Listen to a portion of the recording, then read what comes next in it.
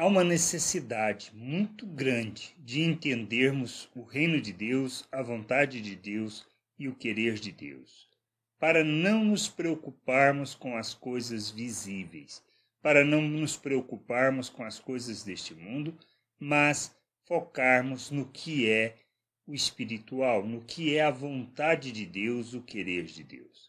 Nós nos voltamos muito para aquilo que podemos ver, para aquilo que podemos tocar. Os discípulos fizeram isso muitas vezes, e duas vezes que destacamos são quando eles chamam Jesus a atenção para a estrutura, para o templo construído. E Jesus disse que não ficaria pedra sobre pedra. O outro momento é quando eles chamam a atenção de Jesus para a questão da libertação do reino de Israel. Jesus explica sobre isso também, lá em Atos, no capítulo 1, versículos 6 e 7, diz assim: certa vez os apóstolos estavam reunidos com Jesus, isso depois da sua ressurreição. Então lhes perguntaram: é agora que o Senhor vai devolver o reino para o povo de Israel? Jesus respondeu: não cabe a vocês sobre a ocasião ou o dia que o Pai marcou para a sua própria autoridade.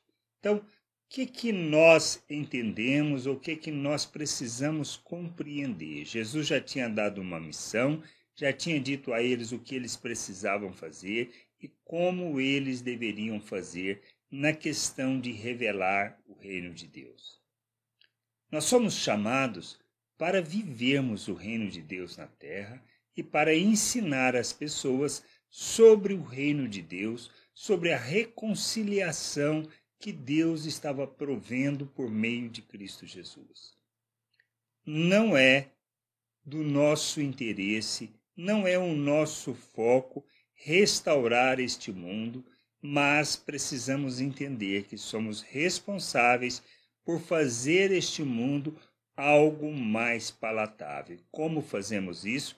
Quando compreendemos a salvação recebida, quando nós entendemos que nós devemos nos submeter a Cristo Jesus como nosso Senhor e nosso Salvador, quando entendemos que nós fomos capacitados, ou seja, que nós recebemos a autoridade, recebemos o poder, recebemos o que precisamos para viver a vontade de Deus, para rejeitarmos as paixões humanas, isto é, para deixarmos de viver segundo o pensamento natural e vivermos conforme o pensamento espiritual que Cristo revelou em suas ações ao fazer da própria vida a oferta em nosso favor.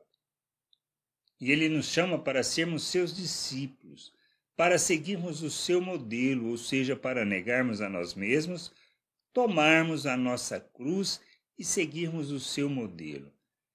E nós precisamos fazer isto, nada mais, pois é assim que anunciamos o reino de Deus, pois é assim que revelamos Cristo ao mundo, revelamos a sua salvação, somos luz, somos sal nessa terra.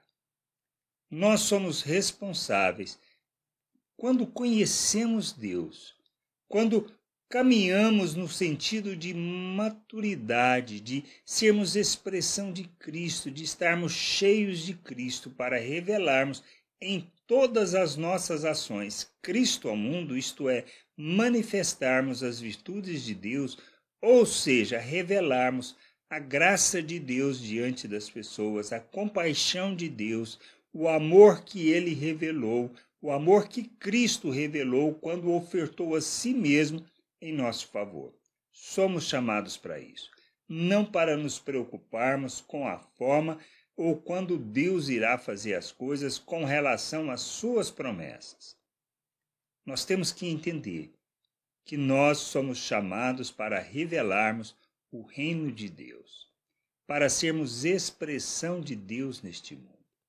Temos que crescer nisso, temos que amadurecer, temos que ser conduzidos nessa jornada, no propósito e no querer de Deus, para que Ele possa ser glorificado por meio das nossas vidas, como instrumento de justiça, de revelarmos a justiça de Deus. E a gente precisa entender que nós fomos feitos à imagem de Cristo, que nós temos a mente de Cristo e que precisamos rejeitar as paixões humanas e que nós fomos capacitados para isso, para não andarmos segundo a forma de pensar natural, mas segundo a forma de pensar de Cristo, ofertando nossas vidas para que as pessoas possam conhecer Deus.